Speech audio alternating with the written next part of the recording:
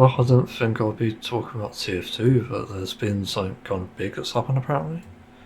So apparently recently the TF2 Devs went onto a charity live stream, and this was about 3 Valve employees who worked on TF2 played together.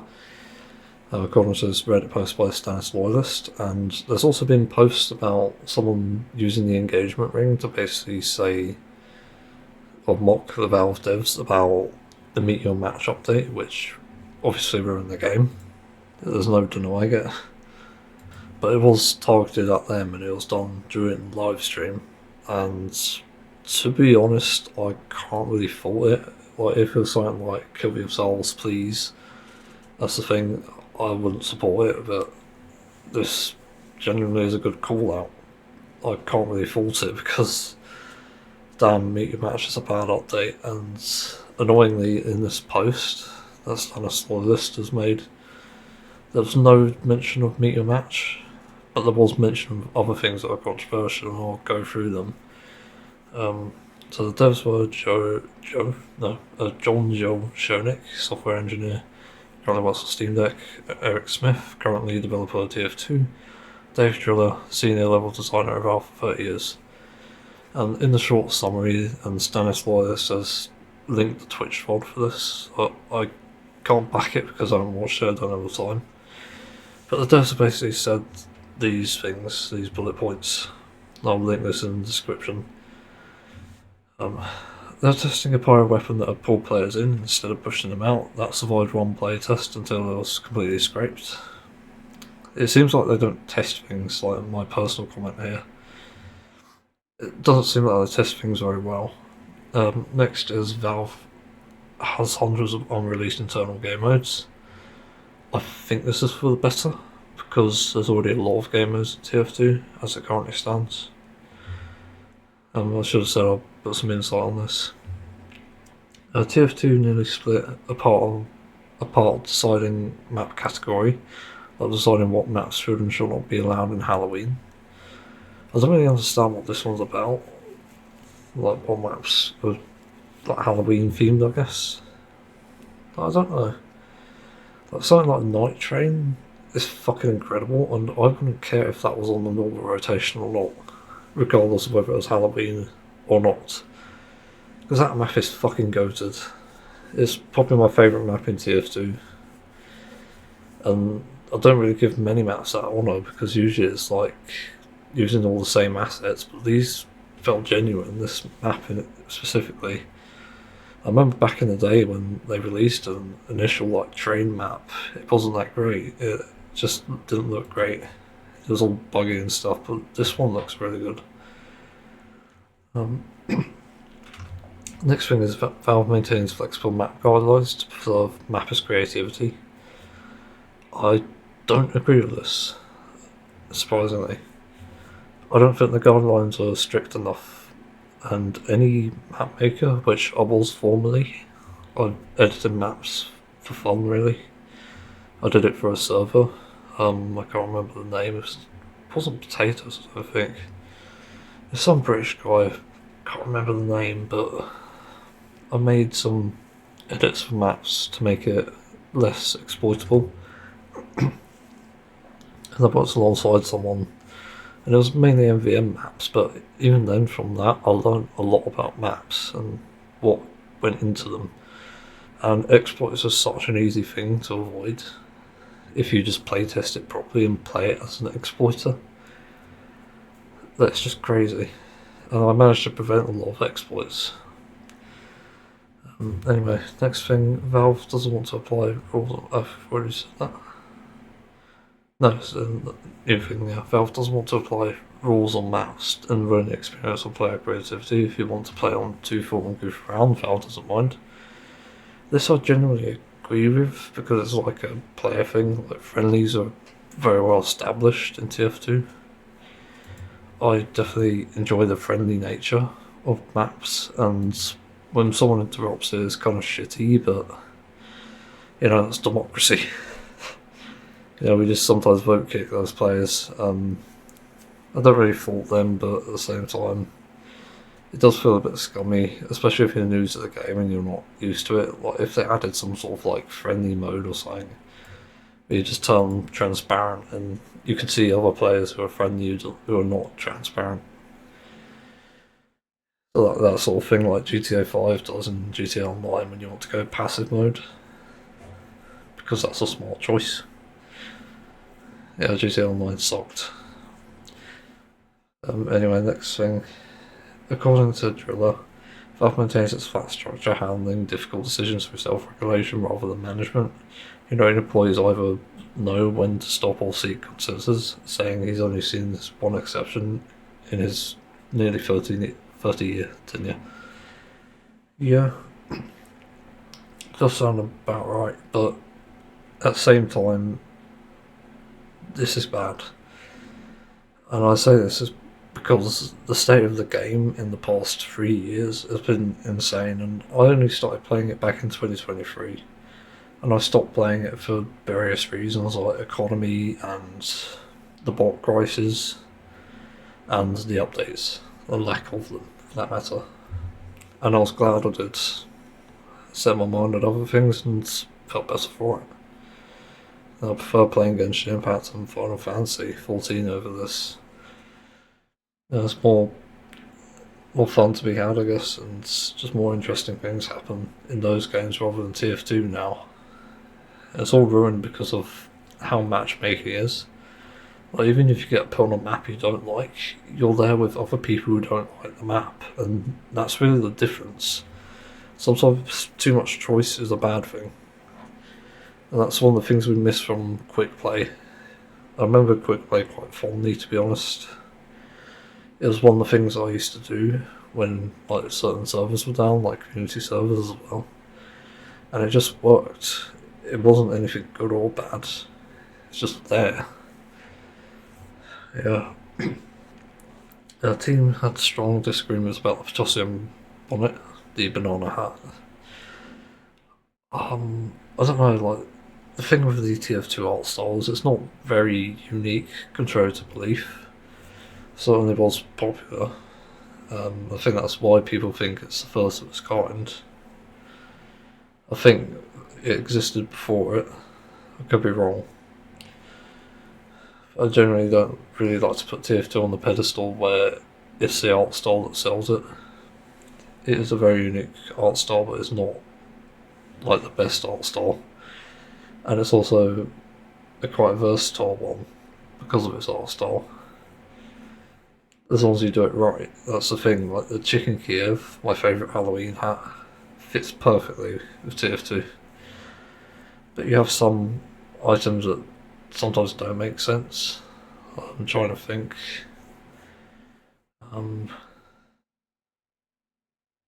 Like Blunicorn's a really good example of one that works because it's in TF2 style, it's in its story. Trying to think of like promotion items, like maybe Batman's hat or something. Doesn't really work, even though it's kind of cool to have a promotion item. It doesn't suit it. So it's a very tough one to talk about, really. In general, it's just like you wear what you want to wear, and people who obviously wear the most unpopular things, it's fine. Nobody comments on it. Next is rocket jumping was discovered accidentally in TF2. Later, when a developer tried to prevent crouch players from rocket jumping on a specific map, they accidentally made it more powerful instead, creating now what's known as the rocket jump combo. It was one of those things where, even though it's like a broken thing, it's actually fun. This is the thing with like development. I think you have to have fun playing a game. You're not necessarily looking for ways to fix something or fit like a linear style. That's what makes TF2 so great anyway, without the rules and stuff. You just do what you want. If you wanted to mess around on a map the entire game without ruining it for everyone, you could literally do that. You could be like the conga guy, who I've seen in a few matches, fun fact, and also playing music down the mic. And also, fun fact, I used to play music down the mic as well in my younger years. I used to do it for a speaker, stupidly. But I ended up discovering HLDJ, which was the thing we used back then. and that's fine. And people need to learn that there's a mute button, unfortunately, because a lot of people get kicked for it. And I say unnecessarily so. There's so many options that need to be enabled by default, like interactive scoreboards. That's such a good feature. I enabled it when I first learned about it, like back when I started playing the game. But yeah, some things don't need to be patched, like sticky jumping's great too. And I think we need more sort of like movement things for characters or classes. Like one where sniper can climb would be great. That makes sense as well. Like give us like secondary like sloth claws or something, and it applies bleed or something. We throw them at enemies or whatever. It's like crazy like that. You need fun movement things to make the game fun. And that's why I eventually jumped to Overwatch and enjoyed that more. It's because it's more fun, and I miss the game because Overwatch 1 was genuinely good. Overwatch 2 sucks.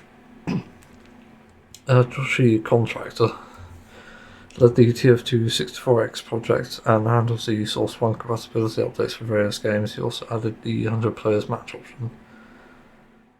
I don't remember reading this for some reason. Yeah, I don't know what this means actually, so I can't comment. Next is Driller loved working on the MVM patch of most of all the major updates even. I don't know. But I can see why you might enjoy it, but at the same time, I think it's one of the crappiest game modes because I used to shit bucket it pretty much. I didn't used to shit in a bucket. Yeah, you get the point. I used to play it a lot. I got over 400 tools. I deleted my badge a few times, stupidly. And it just got really toxic, and it's just become an unenjoyable experience overall. And I even got bullied there once that made me literally cry and get kicked. Like actual tears of like depression and stuff, and it just ruined my day. Still a bit traumatised over that because I was actually doing something genuinely good. I wanted to change. I tried to give someone some advice on how to sort of play better during the wave, and I got shouted at for that essentially. And this is the epitome of fucking MVM. God, I hate it. It needs to change. Next is TF2's art team. Maintains strict cosmetic guidelines for visual consistency. However, after seeing strong community support for community items that broke these rules, they shifted to prioritising player enjoyment over rigid art direction, which took weeks to decide. Yeah, that sounds alright. I've mentioned that briefly before actually. Was that in the guidelines? I don't know. It makes sense in other ways, but in other things like it doesn't. Like unusual things are obviously eye candy, and those are predatory as fuck. I wish they didn't exist, to be honest. That way everyone's on an even playing field, and also the economy is more balanced. Yeah. So what else there is to say about that? The last thing is they have an ongoing controversy of whether they should have Halloween restrictions. Yeah, I've sort of debated that before, and it depends on the Halloween item.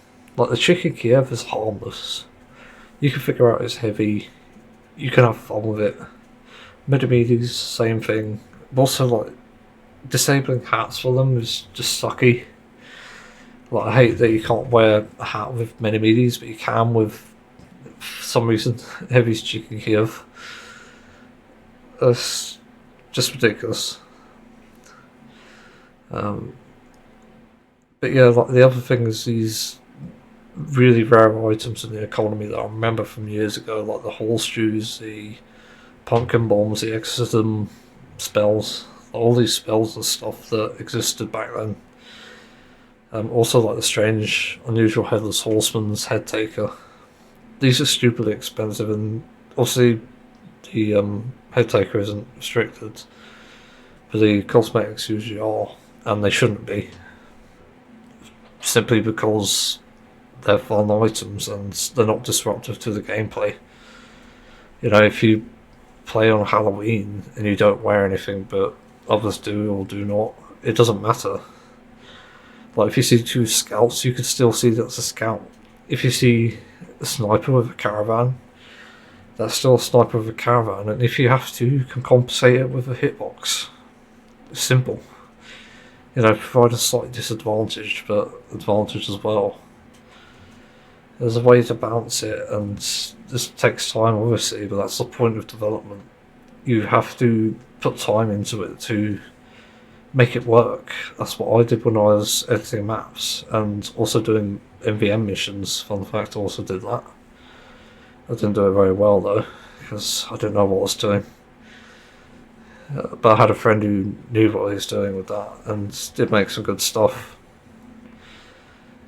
That was a lot to go through. That was the final thing.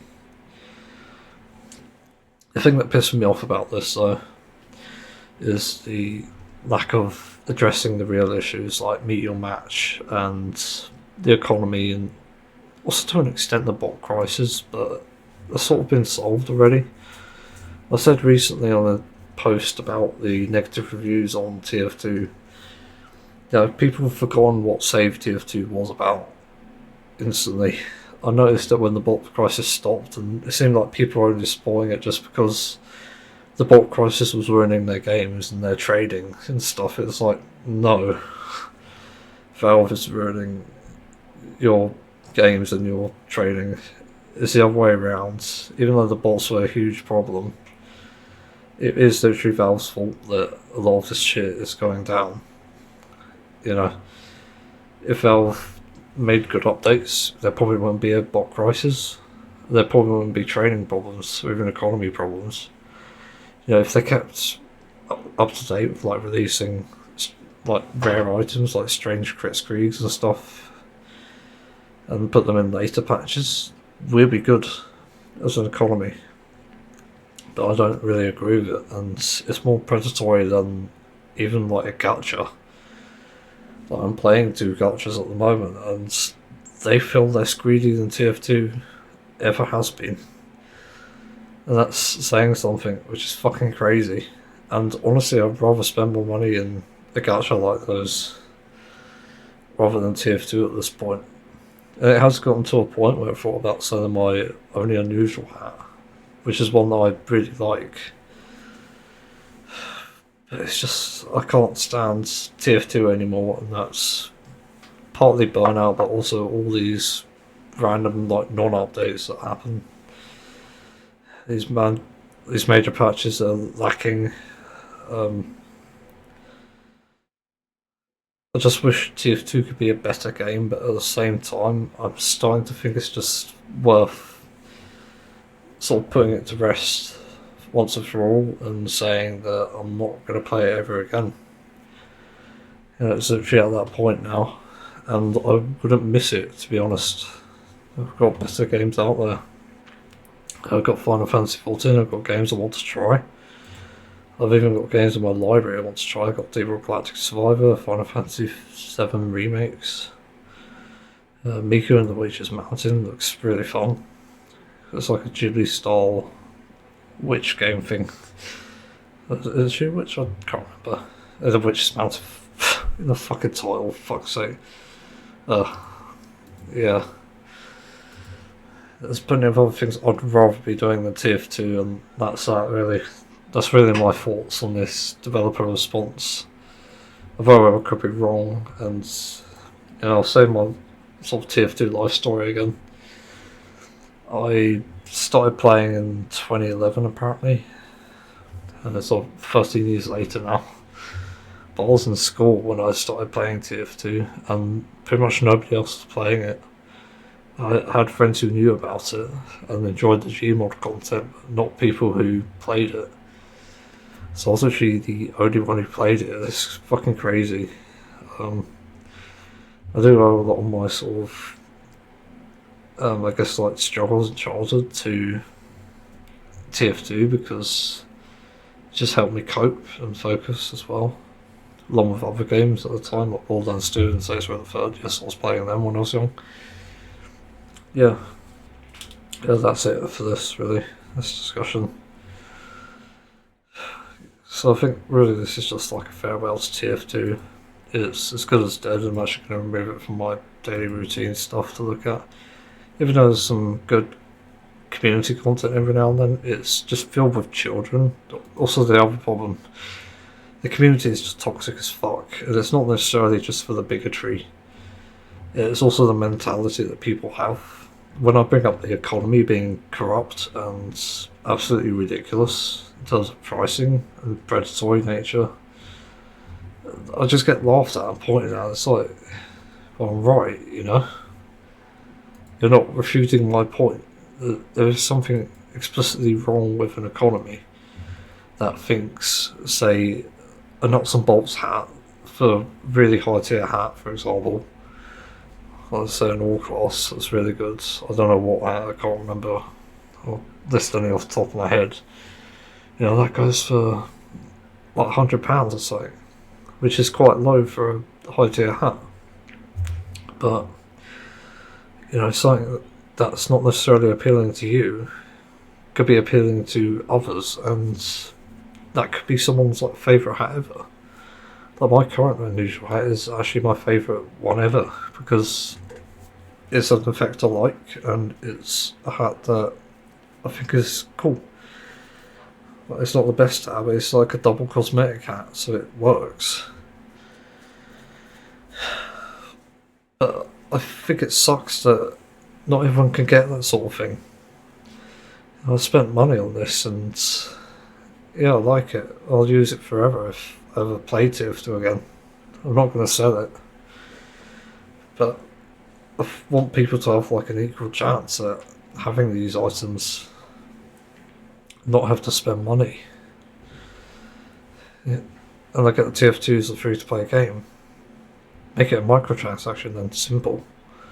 There's so many different ways to do it, and also be modernised. That's the other thing. TF2 is so fucking heavy in the past, so far in it, that you could probably see Jesus Christ.